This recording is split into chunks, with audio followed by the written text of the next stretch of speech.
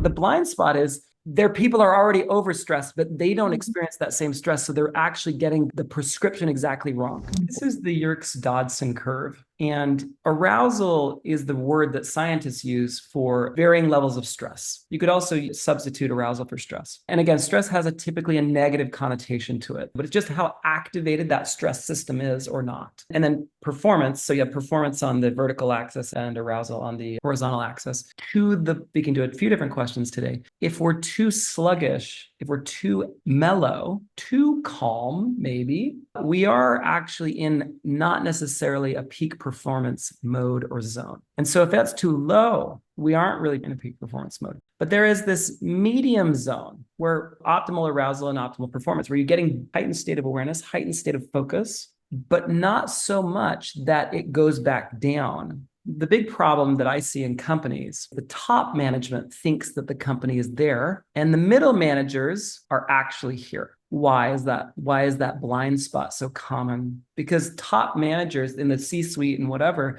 they have more decision-making capacity. So they have more control. And so where does stress come up? When I have lots of responsibilities and very little choice. So they actually feel at their best oftentimes, not always. Sometimes it gets overwhelming and sometimes they too fall into this space. But often they feel pretty good because they're in the driver's seat. But it's really the middle managers who are over here. And so the top managers actually think everyone, it feels like they do.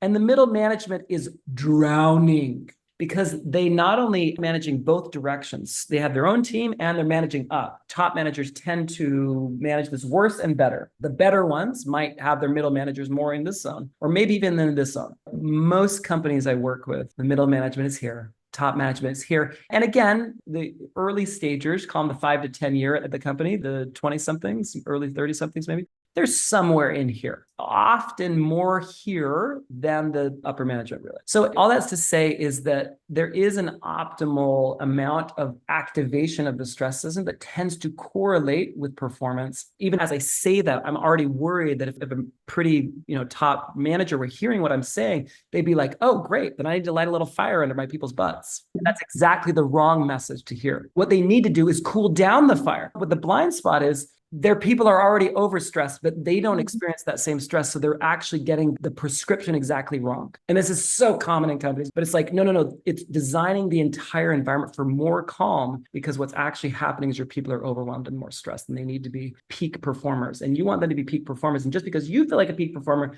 doesn't mean that they feel like peak performers. Thanks so much for checking us out. Be sure to like, subscribe, and leave a comment down below for more free brain hacks. And don't forget to check out our course, The Brain Science Advantage, in the link below. Until next time.